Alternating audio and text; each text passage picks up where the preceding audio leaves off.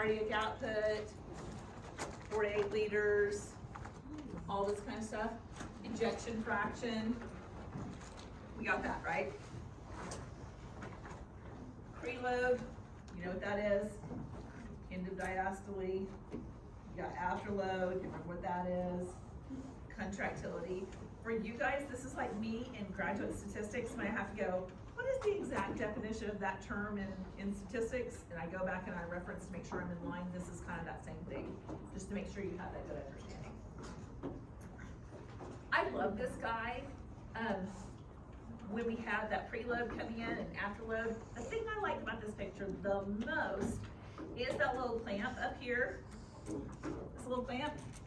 Because when we have afterload, we have to create enough pressure gradient that it overcomes it and it's able to send it out to the body. So I really like that little clamp. I feel like that kind of puts a fine point on what's going on. We have to have enough of a push to get it to send out. This one's really important. Now, in true Professor Wetmore fashion, I have crafted, these are my calipers and my pointers. So, just wait, y'all are gonna be booping here in just a minute, I promise. So we start here with our SA node. So when it fires, it does two things. It shoots over this way and it shoots down this way to the AV node. So truly, just like me and all my friend groups, this is the instigator. This is the person that starts everything, right? So fires, goes over to this side, comes down this side, then it goes down here. It's really important to understand the electrical. So if you look at your thing, you see plumbing system versus electrical system on your paper. Really important that we understand those two systems and that they're separate, but they work together. So once it hits our AV node, it goes down here. This is where the bundle of His belongs. You can call it His, but I like His better. When we talk about bundle branch blocks, that's where that's happening. That block of electrical flow is happening there. There's a block in it. Then it comes down into here, and it goes out into these Purkinje fibers into the heart. Incidentally, this irritability out in this area, if we have a little U wave, that's an extra wave, doesn't matter. If you ever see U wave, it's this irritability out here. It's that last little piece. So I don't care about the U wave. I don't want you to care about the U wave at this level. It may be later if you go really far into cardiac, awesome. If you just get SA goes to AV over to this bundle, down to the AV and then into the bundle branches, and then those Purkinje fibers, we're good, okay?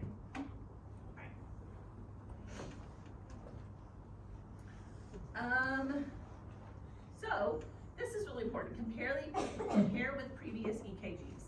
Has this patient's heart looked like this for 98 years, or is this a new thing? It matters. It matters what your patient looks like when you're assessing them. Does it fit that clinical picture? When we put our leads on, has anybody ever had a patient that either their skin sucks in adhesives and you can't get them off, or you put really, really sticky stuff on and they just slide off their body, right? It's just people are different. It may be that we need to look at lead placement, or did the lead fall off? Are we doing a 12 lead? Do we have a 3 lead? What are we doing? But if it doesn't fit with what you're seeing, go check your leads.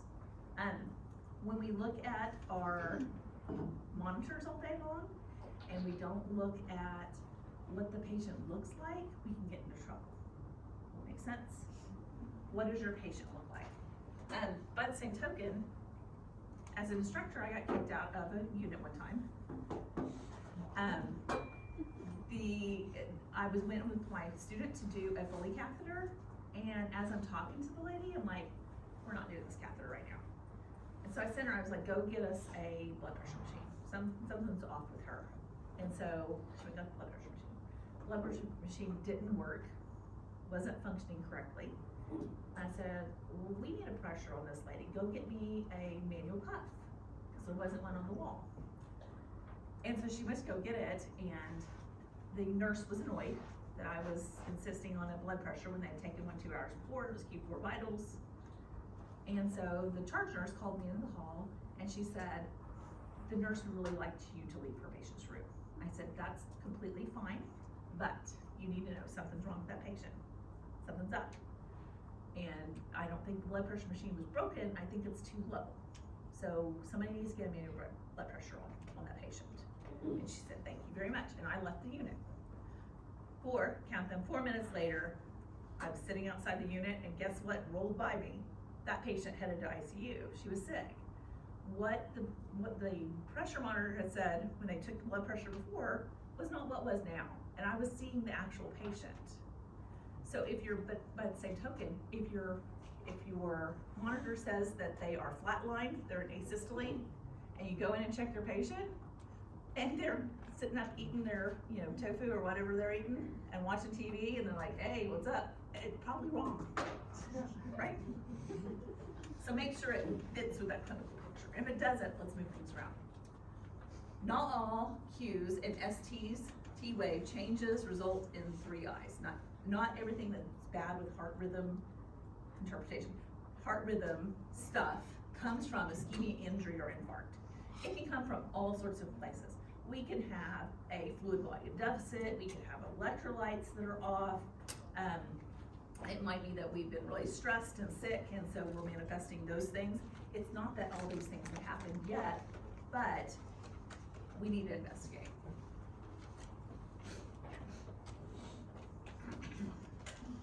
All right, let's talk about polarization. So when we're talking about depolarization versus repolarization, depolarization is the kapow, right? Kapow. The repolarization is because we're charging back up to do what? Kapow. Right? So make sure that you understand repolarization and depolarization. When we depolarize, kapow, what's happening in the heart? We're contracting. When we are repolarizing, charging our batteries back up, what's happening? We're filling. That muscle is relaxed and we've started to fill. Okay? Now, we went through the electrical aspect of the heart. So we have the SA node up high, right? And it fires down to the what? AV node, and then it goes down into the bundle piss and contracts the ventricles. So the atria go first with the SA node way up high, right? Contracts, and then we go down. Good? Okay, y'all ready for my really bad art? Yeah. Let's talk about one little piece here. Depolarization, potassium moves out of the house and sodium goes into the house. The house is the cell. So potassium leaves, sodium goes back in. That's what goes kapow, right? Now we all know potassium hates not being at home. True? And where does potassium charge its batteries back up? Inside the house. So for repolarization, potassium's inside that cell, charging its batteries back up, resting up, right? And sodium is outside of the house, outside of the cell. And then kapow. Kapow! Now potassium's back out in the street, making it happen, and sodium's at home. And then as we charge back up, potassium has to come home. Okay? So just know that it's changed. This makes a difference, and there's slides about this too. This makes a difference with things like digoxin. The level of potassium outside makes a difference in if digoxin toxicity is going to happen sooner rather than later. So just keep that in your thought process, that movement of potassium and sodium makes a difference in how drugs act sometimes. Okay? All right. There's your little potassium drug, I just like it. So I think this is super cool because it shows here's our P wave, and there's our atria, our SA node firing, right? Then we have our AV node right here, and it initiates our QRS. So this is just what the electrical pieces of things look like with those. When we look at a cardiac strip, we're looking at the electrical system. We're not looking at the plumbing of the heart. We're just looking at what is with the electrical system. If we have an electrical system that's firing appropriately, but maybe we don't have fluid volume appropriate to make the heart do what it's supposed to do, it's gonna eventually affect the electrical system, but it does not tell us what our plumbing is doing. It only tells us what our electricity is doing, okay? How many feel overwhelmed by this? Yeah, it's big, it's a lot. I will tell you, most of us don't ever need to know all of this. This right here, 1, 2, 3, it's what we use in the OR. Never used anything more than this. It's always the same thing. It's what we use on the floors, is usually a 3 lead. That is lead 2. So we can go back and we can look at lead 2, and that's what we're gonna look at. So just know that you're looking at lead 2. If you don't ever look at anything else, it's fine. If you're a cardiac nurse and you wanna get into all this, awesome. What I want you to know is to be able to convey what a rhythm strip looks like, to know if maybe you need to go check lead placement, and know when you need to call and tell somebody. With what we're learning today, you're gonna be able to quantify what those EKG strips look like and go tell somebody what it looks like, okay? We have Winky Box and blocks and all the things. I'm not worried about that for you at this level. That is something when you go to the hospital and you take your ACLS and your advanced EKG monitoring classes, that's something you'll learn. If you take these basics, you can apply it to that. Make sense? Okay. All right, you ready for this? No. Yes, it's so exciting. All right, now I'm gonna draw. I need grace. Can everybody give me a little grace? You know what grace is? Give a little forgiveness even when you don't deserve it. Okay, I need some grace. I can still see some of my old drawing. Okay. Okay, I'm gonna try it again.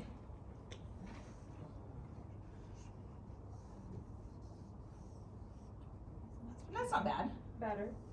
Okay, it's close enough. All right, so we have, what is this? That's really out of whack, but okay. P. And what is that? What is it doing with P? It's the atrium squishing for us, right? And what's this QRS? Ventricle. And then what's the ventricle doing? Squishing. And what's this? It's a T. It's the ventricle relaxing, right? Repolarization. So if the atrium contracts and the ventricle contracts and the ventricle relaxes, where is the atrium relaxing? It's behind our QRS, it's hidden. So this impulse, the repolarization impulse, is not as strong as a contraction impulse, because kapow looks different than, right? So it is hidden behind that QRS. It's still occurring, still there, but it's there. Good? Okay. So when we think about what is normal, there's a couple of things we have to figure out. We need to know if it's super even, and we'll count that out. That's coming. We need to know quantifiably how that heart is structured. So when we have a kapow, a contraction, and it ejects out fluid out of that atria into the ventricle, what does the ventricle have to do before it can kapow? Has to fill up and repolarize, but the plumbing has to fill back up, okay? And that takes a little bit longer. So the time frame that all these things happen are very specific on how quick it needs to happen and how much time needs to pass. So if I go to the sink and I fill up my water balloon, right? And I pull it off and I aim it at my sister and I open it up, which took longer, my filling or my spraying my sister with it? The filling took a lot longer, and then the kapow of it ejecting didn't take very long. The ventricle's a bigger space. So as we look at these time frames, you kind of start to see, oh, it takes more time to fill than it does to eject. Okay? All right, so the first thing we're gonna look at is the PR interval. And the PR interval starts at the beginning of P, line goes over here to the beginning of the QRS. That's our PR. Does anybody know what the normal for PR interval is? 0.1 to 0.2. Okay? Good. What that means on our paper, oh, here it goes. More grace. Pour in more grace.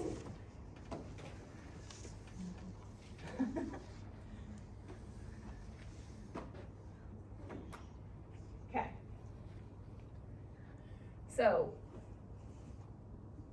2, 3, we're gonna pretend these are all 4. So 1, 2, 3, 4, 5, right? 1. This has 1, 2, 3, 4, 5 in this section, right? These are the boxes of your cardiac strip. If this doesn't make sense, we're gonna count them a lot, so we'll figure it out together. So each one of these boxes is 0.04, okay? Each section of 5 tiny boxes is 0.2, okay? 5 boxes equal 1 second.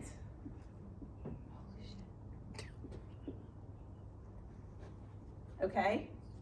So when we're counting, say we're gonna count 3 boxes, 1, 2, 3, whatever we're measuring is this wide, we're gonna say 1, 2, 3 times 0.04.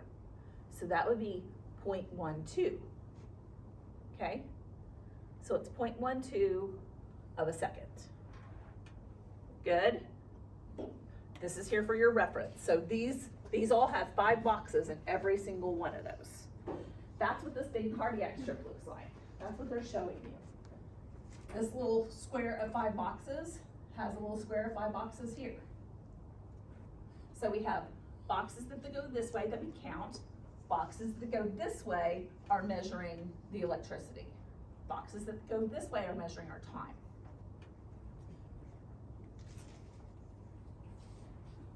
So let's look.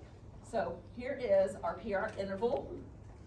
Interval is the time it takes for that atria to contract and get to the point where it's starting to relax.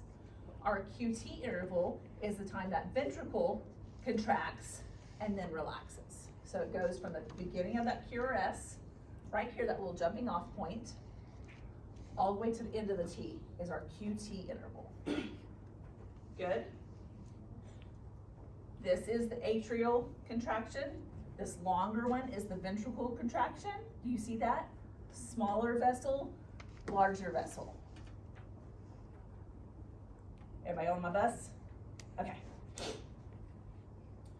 So, and then we have our PR segment, which is this little piece. And then our QRS complex. We look at this a lot. And then we have an ST segment. It's between the J point and the T. There's the S, but it actually starts at the J point for the Q, for the ST segment. Make sense? And we'll talk about that more when we get to some cardiac dysfunction.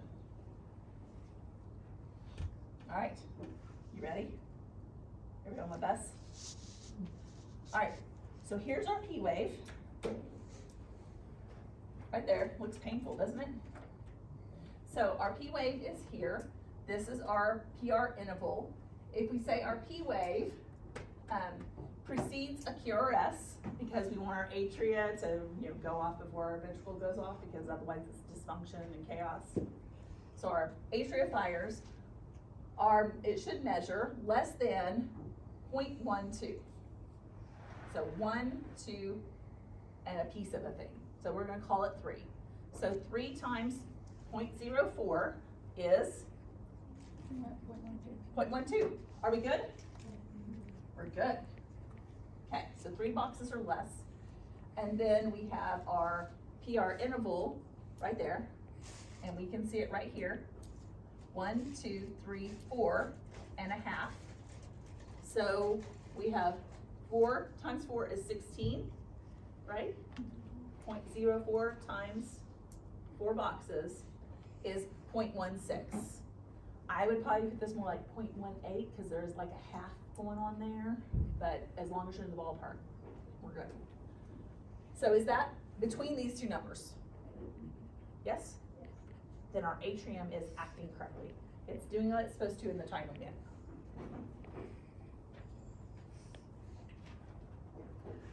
All right. Here's our QRS complex, needs to be less than 0.12. That's tiny, right? Isn't that wild? That big vessel just, all that fluid in 0.12 seconds. It's crazy. So let's look at this. 1, 2, it is 2 boxes. That QRS complex is 2 boxes. So what is that? What number is that? 2 times 0.04. 0.08. It's 0.08. Is that less than 0.12? Yeah. So is that QRS awesome? For that aspect? Sure is. So there's our T-wave. We've kind of gone over that. When we measure how regular something is, we do it from R to R.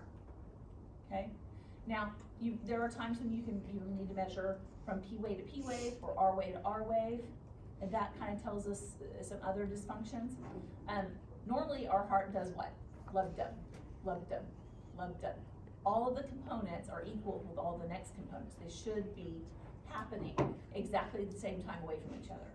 The atria contracts the same time away from this as it does from the ventricle to the ventricle. Make sense? I'll show you.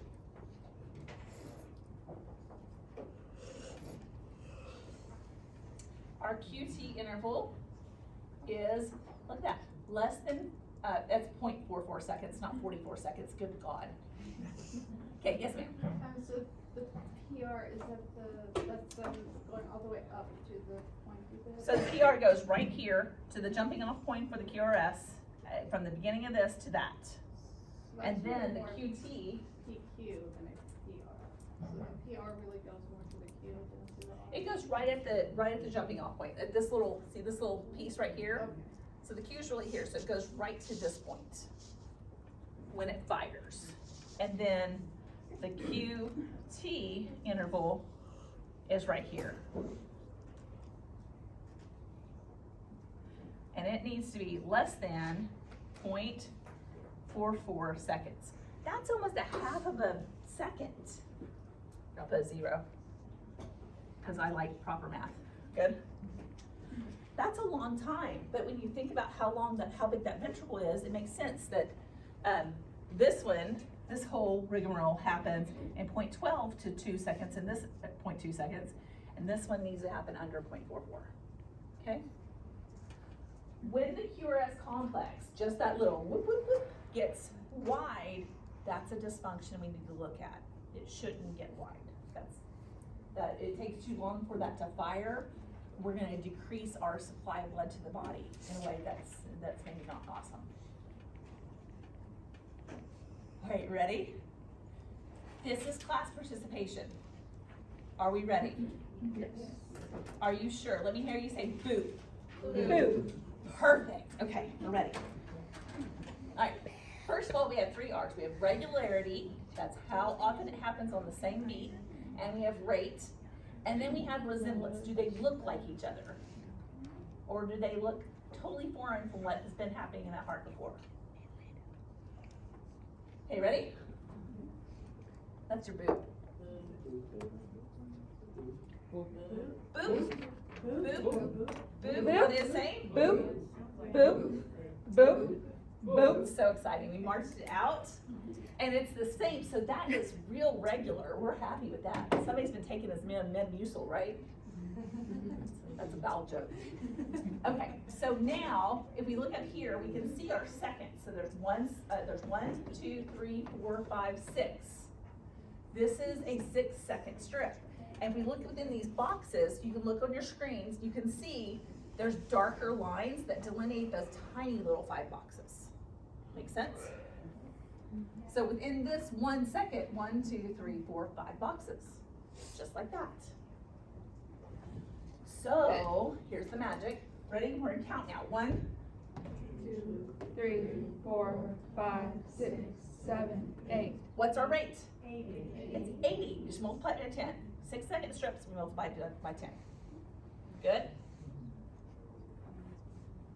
All right, that's our regularity. Look how nice that is. Let's march it out together. Ready? Oh, give me some zhuzh. Boo, boo, boo, boo, boo, boo, boo, boo. It's so pretty, isn't it? You know what? Just for fun, let's do this. You ready? We're gonna do the P waves. Here's our P waves. Look. Boop. Boo, boo, boo, boo, boo, boo. And we can go back and do that with the T waves, and they're gonna match too. What does that tell us? Regular. We're regular. It is firing. We have electrical activity is on spot, right? Now, if we want to go in here and we want to look at our QRS complex, 1, 2, is 2 boxes. 2 boxes times 0.4 is? 0.8. Wait. It's 0.08. So Oh. 0.04 You times said 2 is 0.4. 0.08. You said 0.4. My marker. I need to have my bungees Where's on my my marker. grace? Where's my grace? I Okay. need some grace. Give me some grace. Give me some. That should be less than 0.12. Is how that QRS complex. Is that QRS complex awesome? Yeah. Yeah, it is. How about our PR interval? Here, let me count for you. 1, 2, 3, 4. It is 4. 4 times 0.4 is 0.16. Yeah. Good. You can use a calculator on the test. How do you like that? 0.16. Does that fall within this PR interval? Yeah. 0.12 to 2. 0.16. Boop, boop. Boop, boop. It's good. Yes. So that is a bona fide regular sinus rhythm. What's the rate? Let's count it. Boop. 1. Oh, wait, it's 1. We're counting. 1, 2, 3, 4, 5, 6, 7, 8, 9. What's our rate? 90. Perfect. Awesome. So, let's analyze this together. Let's see, is it regular? Get our boobs out. Ready? Donald. Boop. Boop. Boop. Boop. Boop. Boop. Was it regular? Boop, boop. Yes. Let's see the rate. Let's see. 1, 2, 3, 4, 5, 6, 7, 8. 80. Does it fall within the regular rate? Yeah. Perfect. How about the P waves? Are they smooth and upright? Yeah. Pretty much. Yeah. How about our PR interval? Let's look at that. 1, 2, 3. I'm gonna call that 4. 4 times 0.4 is 0.16. Is that normal? Yeah. Perfect. Let's look at our QRS. Our QRS is pretty tight. It's like 1 box, so it's 0.4. Great. Is that within normal parameters? Yeah. So good. So good. Let's look at our QT. So we're gonna start before the QRS. 1, 2, 3, 4, 5, 6, 7, 8, 9. We're at 10 times 0.4. 0.44. Are we good? It just has to be less than that. So this is a lovely regular sinus rhythm. Yeah. So good. Now, when we're looking at these rhythms and we're trying to figure out what's going on, we are comparing everything to these parameters. This is what you have to know. Good? Okay, so let's see how regular this is. Ready? Boop, boop, boop, boop, boop, boop, boop, boop, boop, boop. Regular? Yeah. So good. All the way across. It's great. Okay, let's count. 1, 2, 3, 4, 5, 6, 7, 8, 9, 10, 11, 12. what is it? 120. 120? And look at that. 101 to 200 is tachycardia. So we marched it out. That's kind of regular. Let's look at the PR interval right here. 1, 2, 3. I'm gonna call that 3. So what's normal for our PR interval? Times 0.4. 3 times 0.4. 0.12. PR interval normal? Yeah. It is normal. Okay, let's look at our QRS. Our QRS is really like 1.5. So we're gonna call it like 0.4 times 1.5 is 0.6 or 0.06. Are we less than 0.12? Yeah. So it's a totally normal sinus rhythm, it's just fast. You figured that out. Don't you feel magical? You should. I'm gonna let y'all go through those, just because we have so much to cover today, but those are your, it makes sense what follows these rhythms. So take a deep dive. No treatment, alright. So when we have cardioversion, it's really important that if we have a proper rhythm, see this rhythm? Does it look regular? Let's move out this first part, look. Boop, boop. Right? All that's regular. So, but we need to shock it to get it to do what we're supposed to do if we're gonna cardiovert it. Now the problem with shocking is, just like I showed you the SA node, the AV node, it matters what the heart is doing when we shock it. If we shock it while it's doing something else, it confuses it and can put you into a deadly arrhythmia. So we have to sync it. So when we say it's synced up, we're using the sync mode on our defibrillator. That's gonna sync up with where it should hit for the atrial to the SA node. Then it can start the heart on its pathway, because the SA node initiates all the other cascade of electricity. So we need to sync up with where that should be. And then we can put them back into rhythm. R on T phenomenon, that's like, if we do this wrong, we cardiovert them wrong, that's what this can do. You can put that R on the T instead, and then it can make that dysrhythmia. This is how athletes die on the field. They get hit really hard, but they get hit at the wrong time. Used to, we did a thing called a precordial thump. It's where we got to punch people. You would come up and you just go kaboom right in the middle of the chest. You did? People still do it sometimes, but it's not actually fire-based ELS anymore. So I don't know who Derek Shepard is, but Grey's Anatomy. oh no, I don't watch that show. That show annoys me. I tried. I watch Scrubs because that's actually real life. McDreamy is Derek. Okay. So we don't really do it anymore. That's, I don't watch Scrubs. I don't watch Grey's Anatomy, but. Well, he did it to like an open heart, so I don't think that was definitely not right. No, because we have sterile little tiny paddles with little handles. They look like those tiny hands, and you go in the chest, like, yeah. Bless them. They should hire one of us. We would be great fun, and we would keep them out of trouble. But when those people get hit in the chest, the impact can make an electrical kaboom. So sometimes when people, especially like shock, like people that get shocked and get thrown, a lot of times the shock, from whatever, the accident, will throw them. They will hit the ground or hit the wall, and the shock of them hitting that thing will restart the heart that stopped with the shock. So kind of the same principles, but impact can affect our electrical system, which sounds kind of wacky, doesn't it? But it's action potential. It goes back to physics. Yeah. All right. Woo, what do y'all think about this? That's not sexy, is it? All right, let's look. Boop. Boop. Boop. Is it regular? No. That's real regular. Yeah. Ooh, let's see. 1, 2, 3, 4, 40. 40. And if I look at this, I think this is a shorter. 40s?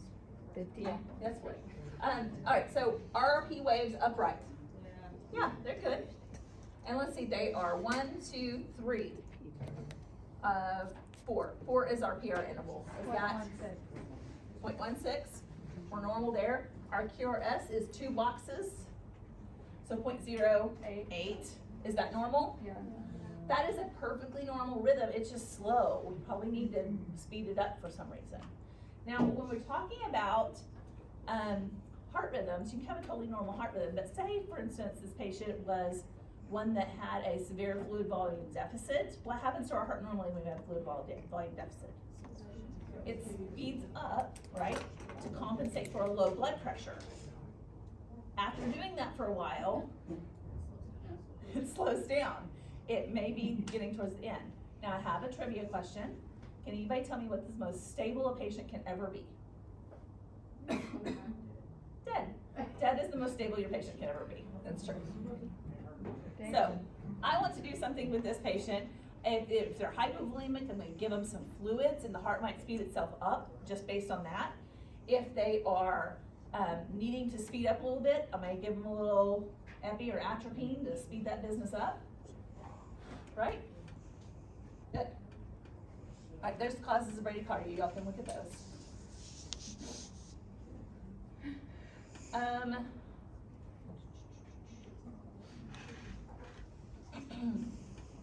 Let's talk about pacemakers. Hang on. Okay. Pacemakers. So there's a couple of different ways we can do pacemakers. Pacemakers are, you can have them implanted. We have boxes where we actually cut the skin open and we can feed the wires up. Like we go into the heart, we do the thing, and then we feed the wires up and we're able to leave it right here. Some of them, we have little, they look like little, have you ever seen those little lights? Those tiny little LED lights that have magnets on, you pull the tab and they're on? Nobody? They're so much fun. Stick them on people's car. It's funny. Know them first though. But they're little LED lights and you can pull the tab. They're like tiny. That's what a lot of our pacemakers look like. We go up through the wrist or through the groin and we can go up into the heart and we literally screw them into the meat of the heart. And they stay there.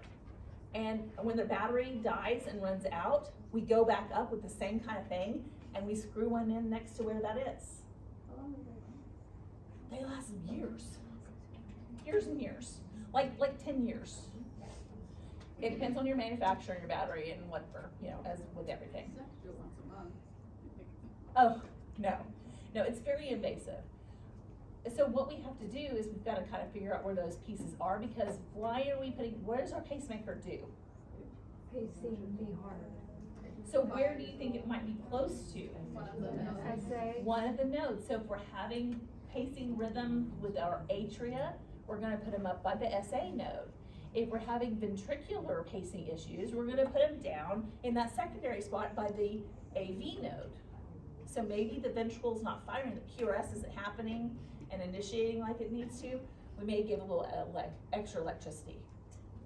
It's super prescriptive based on patient. Like when we do them, the reps are there with us with their iPad, and there's a range of like 60 to 120 is usually the range. But every single person's heart doesn't sense the way every other person's heart does. So somebody might need more electricity when somebody else might need less to initiate that. okay. So if the patient is able to maintain their heart rate within a certain rhythm on their own, it might not fire. It might just pick up when it needs to. Make sense? Now with defibrillators, they wait like little stinky, sneaky people in the bushes, and they're like, is your rhythm bad now? How about now? And then all of a sudden, when you don't assist it, kapow! And it's surprising, and they feel it, but it keeps them alive. We also have vests they can wear that will do the same thing, that will sense their rhythm and will be able to defibrillate them if they get into a rhythm that's not okay. So with pacemakers, we have a couple of different ways we can do that. Now, if they're wearing the vest, it's just like getting shocked by a defibrillator. It's through your skin. It's transcutaneous. How awesome do you think that feels? It's awful. No. I've watched a defibrillator. Like go off? Yes, Yeah. it's terrifying. It is. It feels rude, doesn't it? And then like the patient's terrified. Like my aunt told me she can feel it for a week after it goes off. I believe In that. her skin, yeah. I believe that. With our pacemakers, there's lots of different ways. We have temporary pacers that we run up the groin or wrist, and they hang out there.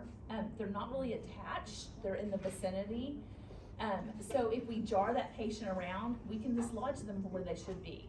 So we spend a lot of time sending signals to see what the heart does and adjusting the amplitude of it and figuring out where it goes. So especially like after open heart, they may put a pacer in that's completely temporary, and then they will pull them. They don't pull the wires out, I found out. I've never been on that end of it, so I didn't know this, but apparently, a lot of times they will just push down on the skin and clip them as close so that when they let up, it disappears into the skin. So the wires are just hanging out there like space trash, just forevermore. There's also, we can do transcutaneous temporary pacers where we go through the skin and we're attached, that hurts. But when we have those pacers inside, that doesn't hurt. Your heart does not have pain receptors. So if you say, people say my heart hurts, it's not their hearts, it's tissues around, tissues that have died because of heart issues, but it's not specifically their heart muscle. But when we screw things in or we do open heart surgery, we can make the heart angry. And so when we look at these strips, I can see when my patient's heart is feeling irritable. I start watching for things and it starts acting, I'm like, what's going on there? So you can see it in real time. So let's look at that. So these are pacer spikes. Right here is for the P wave. This is the AV node. Here's your SA node spike, initiating that ventricle, and you see it all the way down. This is doubling. They may only have an atrial one or only a ventricular one, depending on where their dysfunction is. Or they might have both. Good? Would you say the first spike? See the little P wave? See how it initiates that atria to contract? So you know that's an atrial one. And then this one initiates that QRS. See, it's that spike right here. The QRS looks weird, it's okay. Okay? That's what pacer spikes look like. Yes, So this is a strip that just focuses on the atrium? Is that what this is? this is atrial and ventricular. There's both pacer spikes. Look at the one that's right by you and see if you can see the double spikes. It's the, Why is it upside down then? This QRS went down instead of up. It could be a position of the leads. Oh, okay. Yeah, but it's okay. We can count and see where we are with this. 1, 2, 3, 4, 5 is what our at 4 is where we initiate. But if you see it kind of carries past it, it takes another minute for it to get going. So it's about 4 to 5. So at 5, we're right at that point 2. Does that make sense? How about our QRS? Let's look at that. 1, 2, 3. It's 3 boxes, which is, .12. what's the measurement? .12. 0.1, and that is the max we can have, because they look kind of white to me, don't they? They're starting to look kind of whitish because that's the maximum. So, so sensing, QRS is not followed by a spike, so it's not sensing it fired, but it's not followed by a spike. QRS following each spike, so every time we have a spike, that QRS happens, that captured the electricity, or it's not sensing. Does that make sense? We can adjust the rate and the voltage up or down. Usually this is gonna have to be the rep. They'll do it in office or before they're with us. The rep's right there with us. We'll be able to tweak it for the patient. Sometimes people are really used to that lower pulse rate, so maybe we don't let them get really high. They may not like those high upper, or vice versa. A lot of little old ladies get pacers just to keep them quick. Gotta keep up with those husbands, right? Alright, this is just for y'all to look at. Y'all can take a peek, but just don't be an effort. This is atrial flutter, and if you look, it looks like it's a little birdie wing. Do you see it? It's a little birdie wing. So every single one of those are atrial. You don't even see the T because these are all atrial. So let's boop this out, shall we? Okay. Boop. Boop. Boop. Boop. I don't hear boy voices at all. There's not very many of them. Non-participatory. No, there's a lot of y'all that work. Okay. Boop. Boop, boop, There's a baritone. boop, boop, boop. Thank you. All right, so that's pretty good. Let's count that. 1, so 70. That's cool, right? Let's count the atrial beats. You want to? Ready? 1, 2, 3, 4, 5, 6, 7, 8, 9, 10, 11, 12, 13, 14, 15, 16, 17, 18, 19, 20, 21, 22, 23, 24, 25, 26, 27, 28. Woo! 280. 280. Okay. Do you think this heart is pumping any real blood out? Do you think this patient might feel a little woozy? Yeah, it's just like, and then every once in a while that ventricle shoves it out. So it's going squish, squish, squish, squish, squish, squish, pump, squish, squish, squish, squish, squish, squish, pump, right? That's not functional. That's terrible. So, but it's a little more. It's at least contracting in a rhythmic way. So there are. But do you think the patient feels this? Absolutely. This is uncomfortable. Uncomfortable. Oh, by the way, there's no P waves. Can't see those. So we only go to the QRS. That QRS is one box. So we're golden on the QRS. The QRS is being effective. You say there's no P Wait, wave? isn't there only P wave? I'm sorry. There's no PR interval. Okay. There's no real PR interval. 'Cause And there's so nothing is to there measure. no T waves? Are they all P waves? There are T waves, but when we have kapow, that is a stronger electrical signal than, so we just don't see it. The T wave happens somewhere in here. Yeah. It's just not seen because the atria is firing over the top of it. Okay. It just can't get a word in edgewise. All right. Here's some reasons. There's a little dizziness and syncope. There's the medications. All right, let's talk ablation. Sometimes when we don't have things that are firing correctly or they're firing too often, we can go in and we can, sorry, I had to get a drink. We can burn, literally we can burn. We can burn with cautery, so with heat, or we can burn with cold. And what that does is it can take part of that node that's firing incorrectly and tell it to calm down and sit down. Right? So it may be a couple of times that we have to do this to see what the effect is. So they may have to go in for ablation a couple of different times.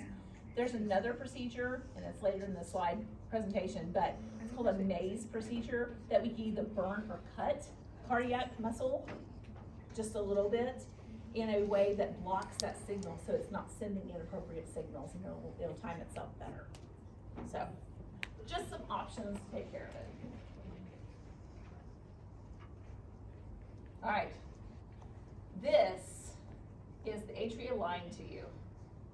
Look at that, how ugly is that?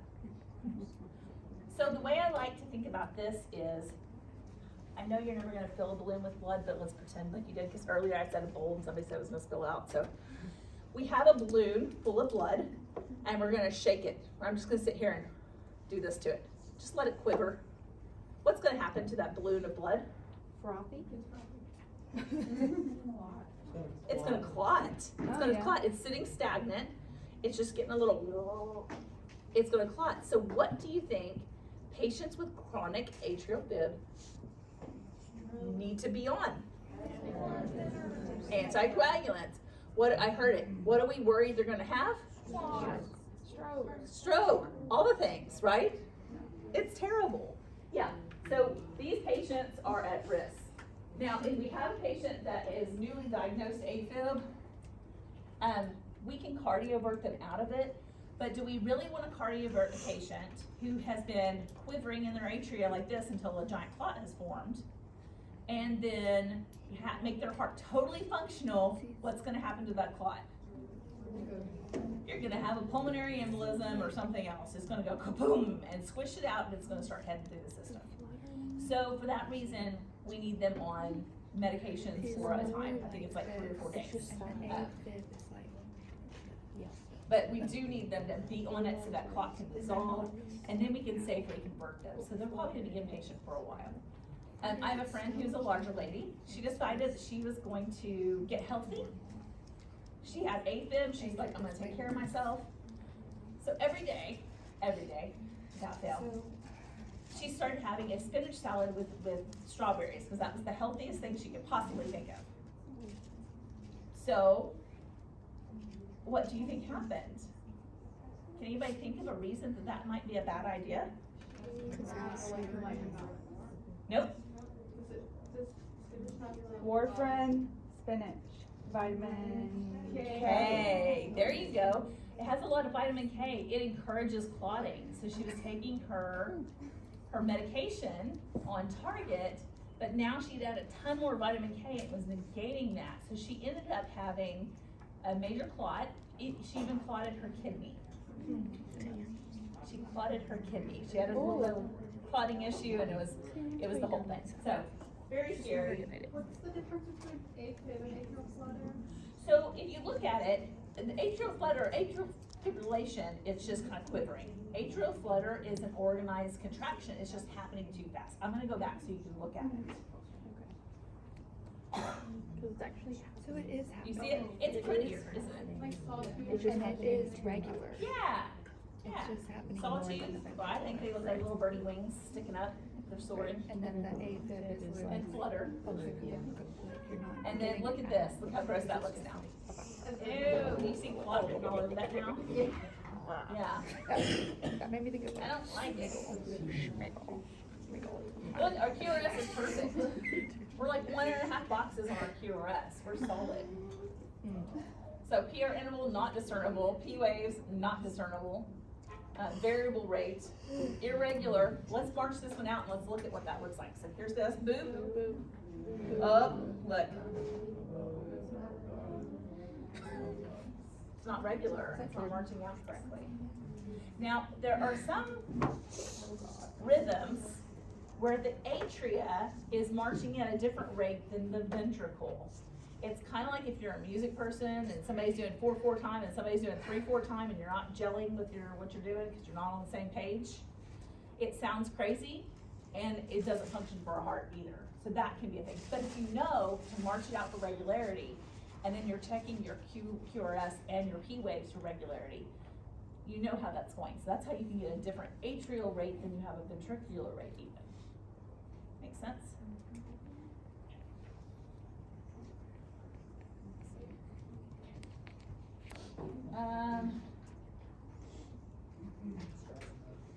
All right. So let's talk about atrial kick, because I think this is a really cool thing. 25% of what goes into the ventricle doesn't happen. The atrium goes squish right down here, and it's about done, and at the very last time it goes like a spittoon spitter. It just goes and spits 25% into that ventricle. But when we're in atrial fibrillation, it never gets that atrial kick. So it never spits that last 25%, it just stays in the atria. A problem, right? Because now our ventricle is not filling right. We haven't pushed through the amount of blood that we're supposed to push through, so then it ends up affecting our cardiac output too. So those patients aren't getting the circulation that they need to have, so they're not perfusing appropriately. Good?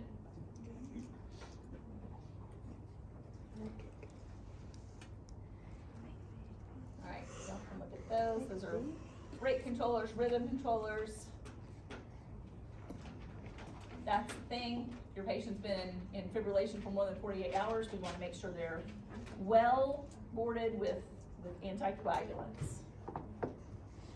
All right, PVCs. I bet you money, dollars to donuts, every single one of you have had PVCs.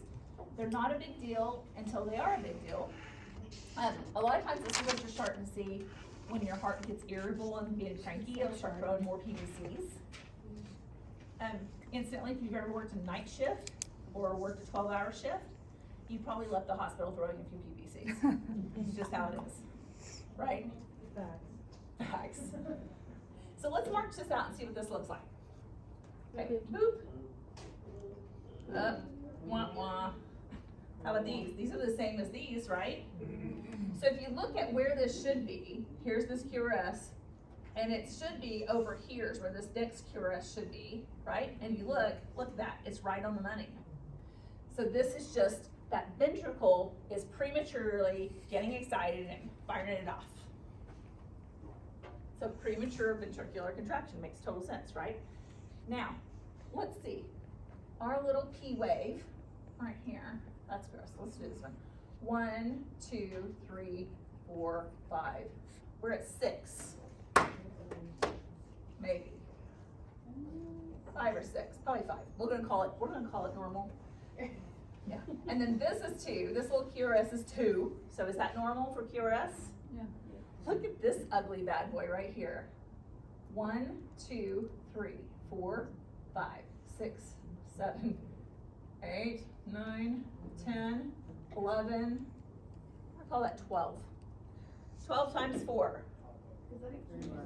That's a QRS, yeah, because that ventricle contracted when it wasn't supposed to. So if you think about it, the atria didn't fire and give it blood.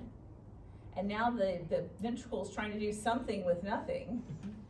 And it just gets weird because it fires wrong. The other day, like the monitors. And look, see where that PVC starts? 23 people. There's no P wave.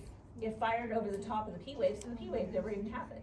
It's fine. Use PVCs. Boo for I was PVCs. PVCs, but there's like all PVCs. So if you have a patient who's having some kind of dysfunction or has had cardiac surgery and all of a sudden they start throwing a PVC here, PVC there, it's something you need, it's not something you need to be like, stop the presses.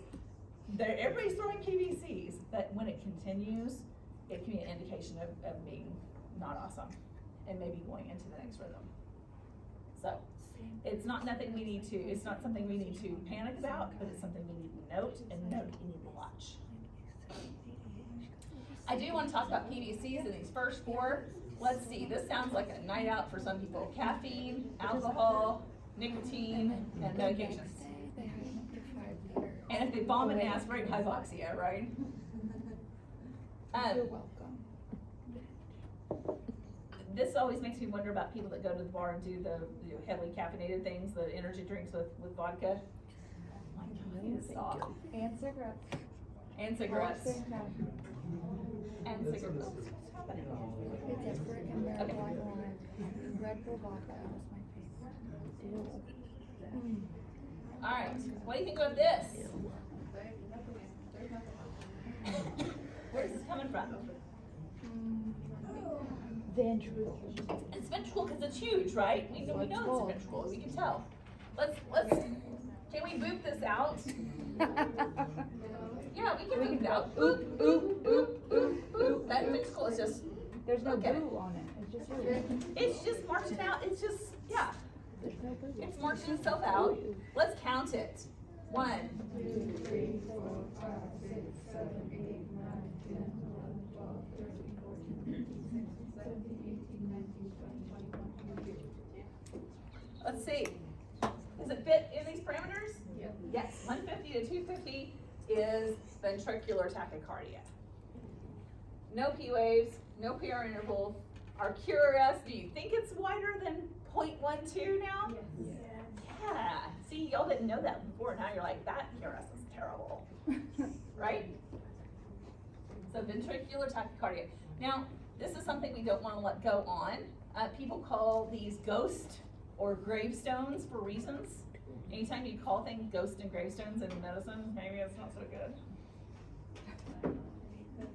Right? Here's your causes of VTAC, electrolytes. That's a different lecture. Boo, boo, boo. Boo, boo, boo. You know, they're gonna be ghosts. Long QT syndrome, we think about where that QT segment is. If the longer it is, it's not gonna be as functional. It can turn into that VTAC. Drug toxicity, central nervous system disorders.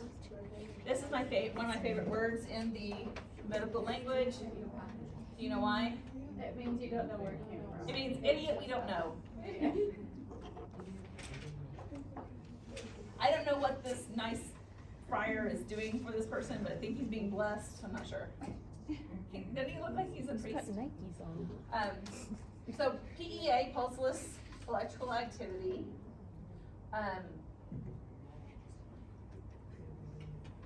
Unresponsive apneic, with or without a pulse, we're gonna start some pulmonary resuscitation. Here is our defibrillator. There's several different kinds. This is like the portable kind, you see the handle. There's the ones on your cart, and we can set them all the same. It's really important if you work in an area that has your cart, that you make sure your cart is appropriately checked every day. and that things like, there's a check that we can run through that makes sure everything's functioning correctly. If it comes up poorly, then we can call Biomed and they bring us a new one right then. So, if that's your job, take it super seriously. Excuse me.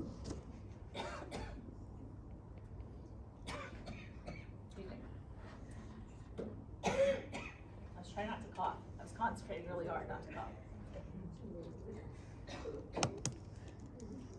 Alright, so, when we have ventricular fibrillation, that defibrillation is a thing, and hopefully we can end up getting sinus rhythm again. We can shock this, we should shock this, and we need to do it sooner rather than later. This is what? Is this ventricular tachycardia or what?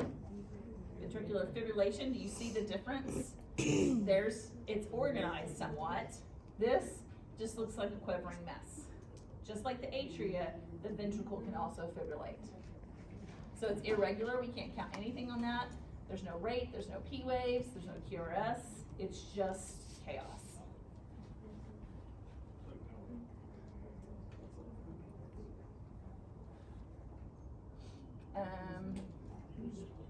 Patient is clinically deed.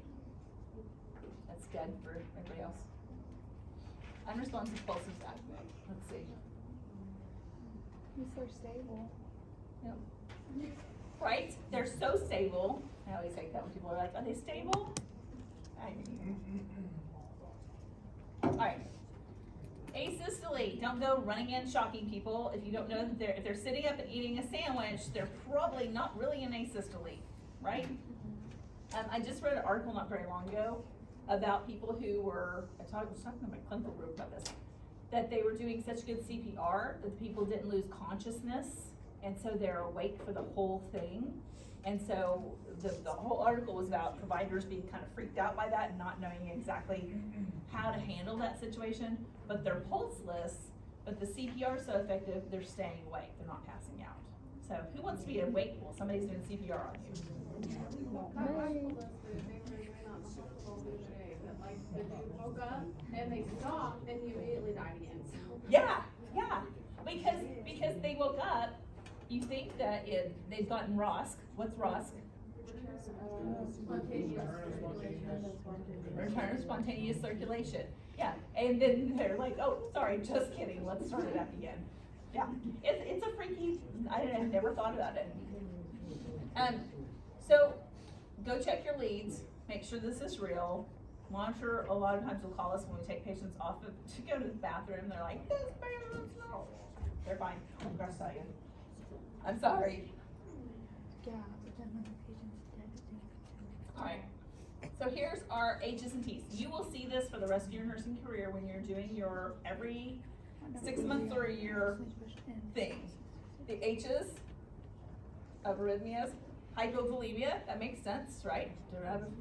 Hypoxia, hydrogen ions if you have acidosis, we're gonna learn more about acidosis soon.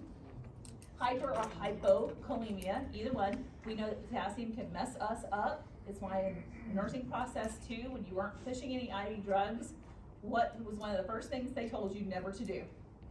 Push potassium. Ever measure it, right? It's on yourself. Oh my gosh. Or hypothermia. The T's are thrombosis, that could be coronary or thrombosis pulmonary, makes sense. Toxins, like an overdose, tamponade, or a tension pneumo. Those are the things that cause the big problems. It makes sense. If we can see signs and symptoms of one of these things happening, and we notice that our patient's heart is looking a little irritable or heading towards something we think might not be awesome, then we probably need to call attention to this, because by us calling attention to it and us solving these problems first, we can avoid that lethal rhythm. So this is where it comes into a thing called failure to rescue, or failure to recognize. We've now gone beyond failure to rescue is when you just don't do what you should do and somebody is injured by it. But failure to recognize is when you don't notice those things and all of a sudden your patient is really, really sick, when you could have stopped it.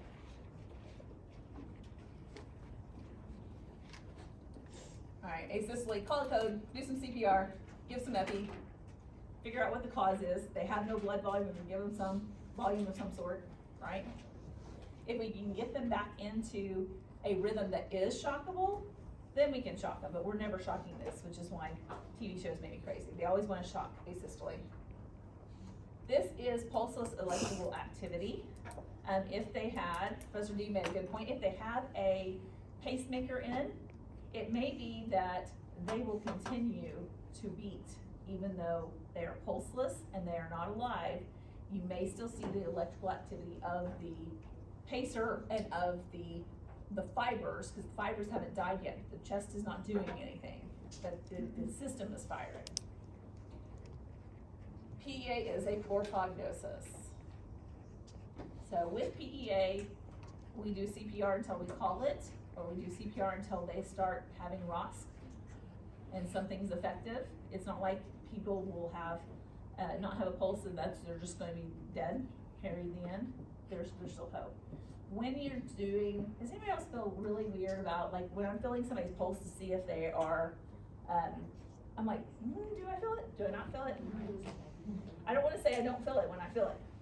It's okay. If you don't feel it, you say you don't feel it. There's somebody else checking. And we could have a pulse here, but not a pulse in our femoral artery. So just call it like you see it, do the best you can, and don't be freaked out about saying I don't feel a pulse. Because what's gonna happen? Gonna keep going. Gonna keep going. Gonna keep going. And hopefully we'll get a better pulse back and we can feel it. Causes of PEA. Look at that. Hypovolemia, hypoxia, all the same things, the H's and the T's, same thing. So, PEA is not shockable, we got that, don't shock it. Doesn't matter, there's no pulse, there's no nothing. Let's see what time it is. Do y'all need a little break? Yes. Let's take a break, we'll come back, we'll finish this, and then I've got a worksheet I'm gonna let you take home, and I'll post the answers later.